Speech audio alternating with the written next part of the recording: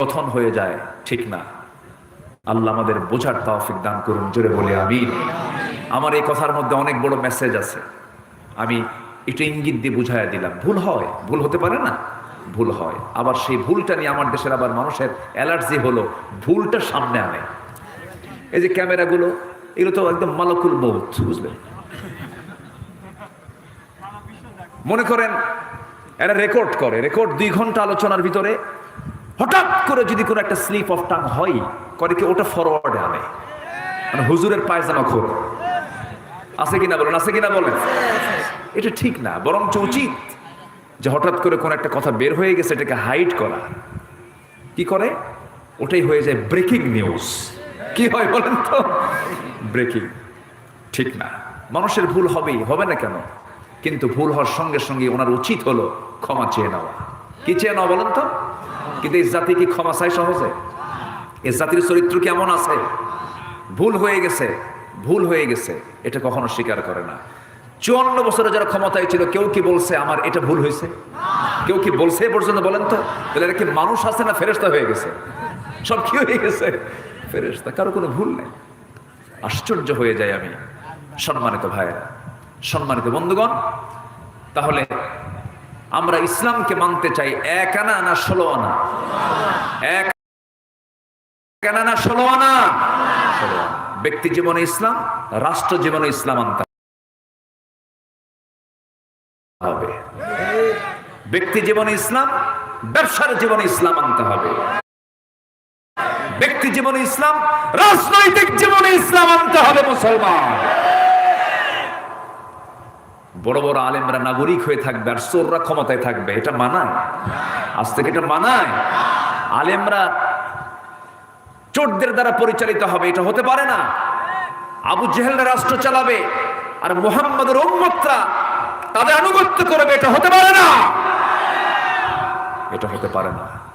এজন্য সামনের যে দিনগুলো আসতেছে খুব গুরুত্বপূর্ণ দিন, আমরা সময়গুলোকে কাজে লাগাবো, জোরে বলি ইনশাআল্লাহ। ভুল যেন না বুঝি, ভুল সিদ্ধান্ত যেন না নেই। সুযোগ আল্লাহ পাক বারবার দেন না। সুযোগ দিয়েছেন কে? কে দিয়েছেন সুযোগ বলেন, কে দিয়েছেন? আল্লাহ সুযোগ দিয়েছেন, আমরা কাজে লাগাবো শতভাগ। আল্লাহ কবুল করুন, জোরে বলি আমিন। ভাইরে, মাহফিল করতে দেয় নাই, কোরআনের আওয়াজকে বন্ধ করতে চেয়েছিল ওরা।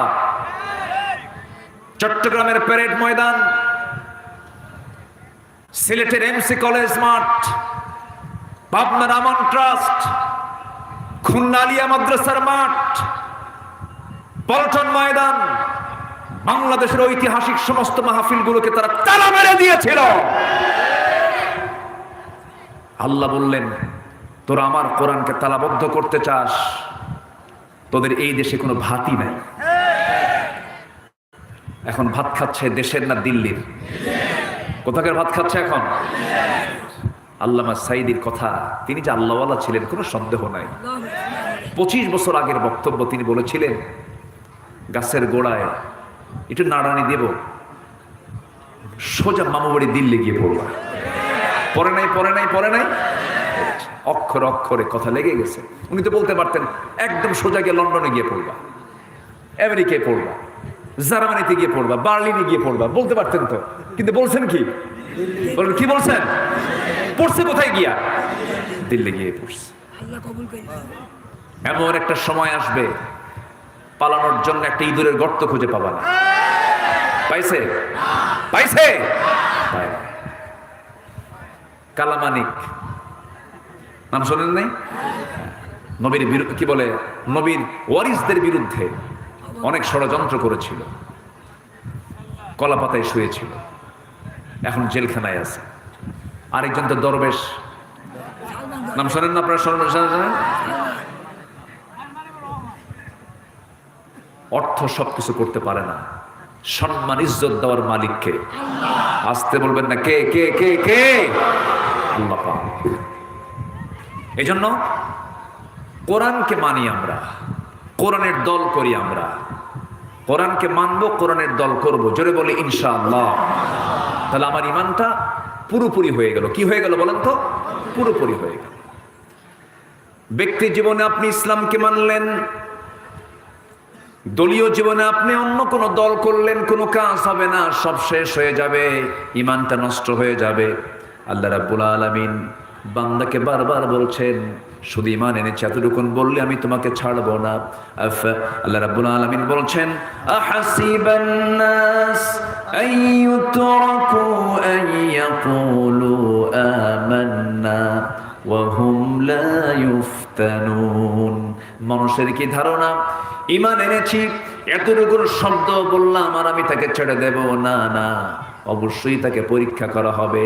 কোন নবীর পরীক্ষা নেই? সব নবীকে পরীক্ষা করেছেন তিনি আমার কে। প্রত্যেকটা পরীক্ষায় নবীরা ফেল করেছেন না পাস করেছেন? ফেল করেছেন না পাস করেছেন? আশাদ্দুন নাসি বালাউল আম্বিয়া সুম্মাল আমসাল ফাল আমসাল। এই পৃথিবীতে যত বিপদ আপদ এসেছে সবচাইতে বেশি বিপদের সম্মুখীন হয়েছেন নবীরা। নবীদের এক একটা পরীক্ষা কত বড়। সাইয়েদনা ইব্রাহিম আলাইহিস সালামের বিরুদ্ধে লেগেছিল রাষ্ট্র শক্তি, শেষ পর্যন্ত আইনা কেড়ে পাশ হলো ইব্রাহিমকে কোথায় মারতে হবে? আগুনে পুড়ে মারতে হবে।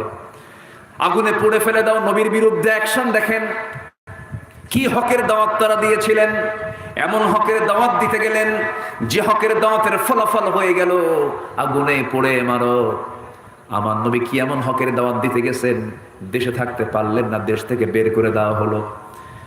এই যে বিশাল বড় পরীক্ষাগুলো তারা দিয়েছেন, তাদের এই দাওয়াতের মূল চেতনা একটাই ছিল, সব নবীদের দাওয়াত দুই রকম না এক রকম? দুই রকম না এক রকম?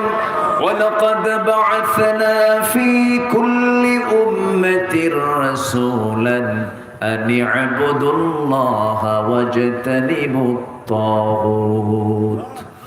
সব নবীদের কালিমার দাওয়াত একটাই ছিল, তাদের কালিমার দাওয়াত আল্লাহর ইবাদত করো, তাগুতকে পরিহার করে চলো।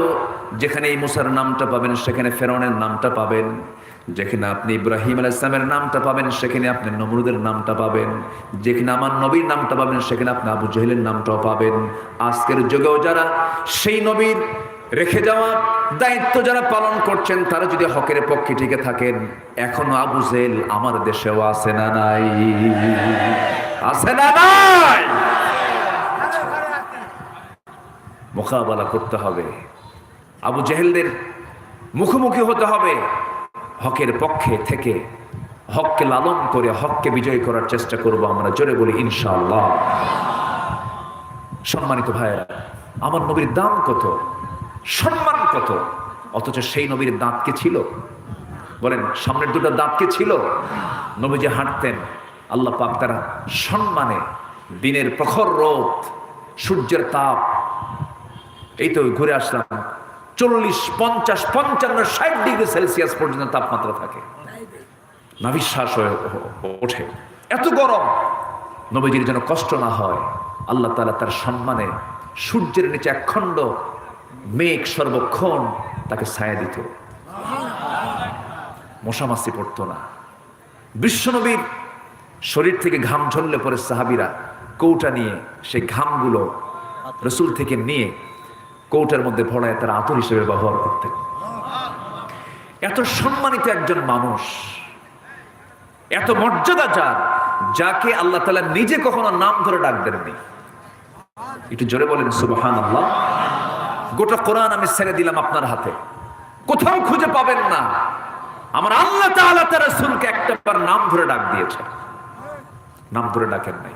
অন্য নবীকে ডেকেছেন, আদমকে ডেকেছেন, আদম আলাইহিস সালামকে ডাক দিয়েছেন, ইয়া আদাম উসকুন আনতা ওয়া যাওজুকাল জান্নাহ। ডাক দিয়েছেন, ওমা তিলকা বিয়ামিনিকা ইয়া মূসা ইয়া ইয়াহইয়া খুযিল কিতাবা বিকুওয়া। সব নবীকে নাম ধরে ডাক দিয়েছেন, কিন্তু আমার নবী কি সুন্দর করে ডাক দিচ্ছেন দেখুন।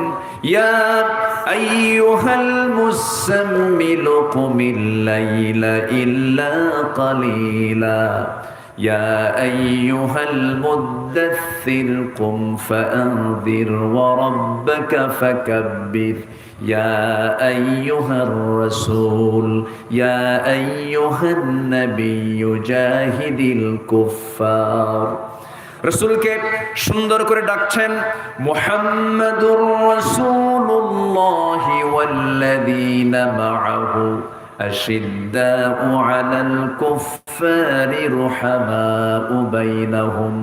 রাসূলকে আল্লাহ পাক বলছেন, ওয়া মা মুহাম্মাদুন ইল্লা রাসূল। আল্লাহু আকবার। কোথাও আপনি খুঁজে পাবেন না, বরঞ্চ তাকে বলছেন, ইন্না আরসালনাকা শাহিদাও ওয়া মুবাশশিরাও ওয়া নাযীরাও ওয়া দাঈয়ান ইলাল্লাহি বিইذনিহি ওয়া সিরাজান মুনীরা। আল্লাহ পাক তার নবীকে কত শান দিয়েছেন, কত মান দিয়েছেন, কত মর্যাদা দিয়েছেন। সেই রাসূলকে উহুদের ময়দানে মার খেতে হলো, তায়েফে মার খেতে হলো, খন্দকে কোমর হারাতে হলো।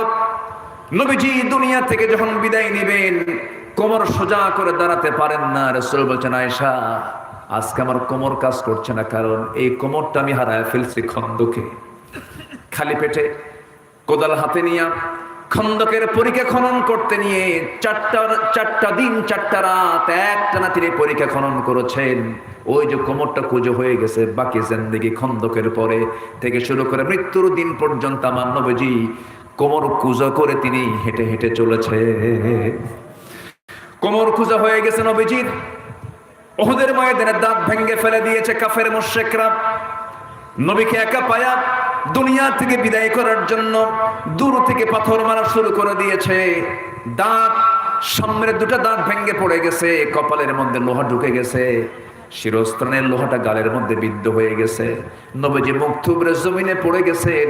আমি যতবার আমি মদিনায় যাই, উহুদ আমি যাবই, উহুদ আমার হৃদয়ের টান চলে আসে।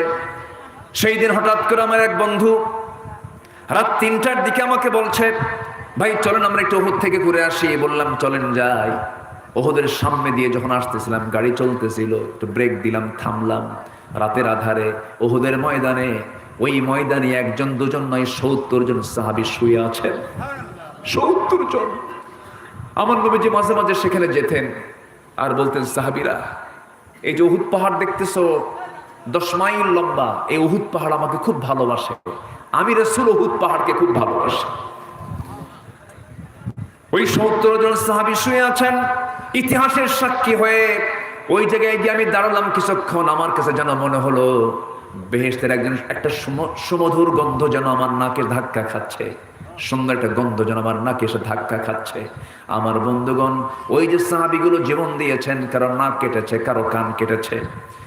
আব্দুল্লাহ বিন জাহাশ যুদ্ধের ময়দানে আসার আগ দিয়ে আল্লাহকে বলছেন, আল্লাহ আমি যেন প্রবল আক্রমণ করতে পারি, এক পর্যায়ে আমি যেন শহীদ হয়ে যাই, কাফেররা যেন আমার নাক কেটে নেয়, আমার কান কেটে নেয়, আমার হাত কেটে নেয়, আমার পা কেটে নেয়, আমাকে যেন অঙ্গহানি করে তারা দুনিয়া থেকে বিদায় করে দেয়।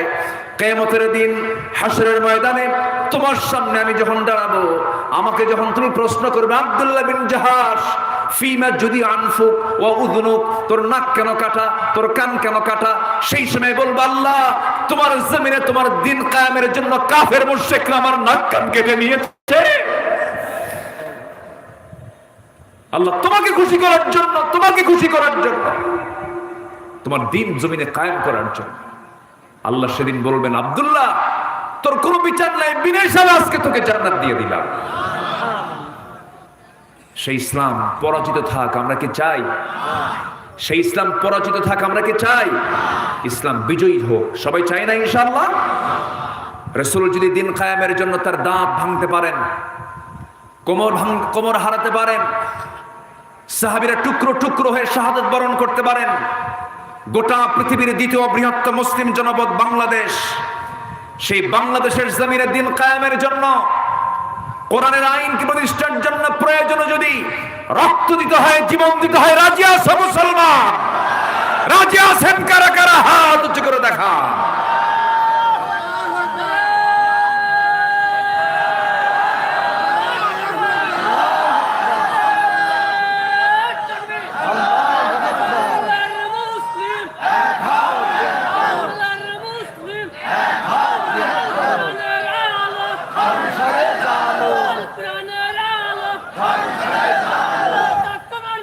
Vision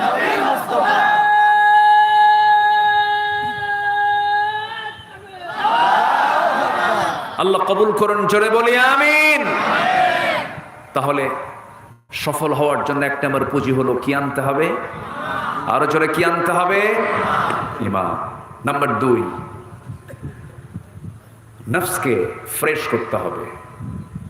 পানি দিয়ে পরিষ্কার করলেই ফ্রেশ হয়ে যাবে নাকি? নফসের কিছু রোগ আছে না নাই? হিংসা কিসের রোগ? বলেন বলেন বলেন বলেন। নফসের রোগ। জিহবার কিছু রোগ আছে না? মিথ্যা কথা বলে, এটা কিসের রোগ বলেন? এটাও জিহবা, নফসের, ঠিক আছে, জিহবা দিয়ে আসে।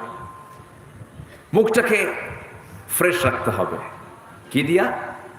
সত্য কথা দিয়া, গীবত নয়, মিথ্যা কথা নয়। এই জন্য ঈমান এনেছি, এরপরে আমার দায়িত্ব হলো আমাকে পরিশুদ্ধ হতে হবে, নফসের শুদ্ধতা আনতে হবে।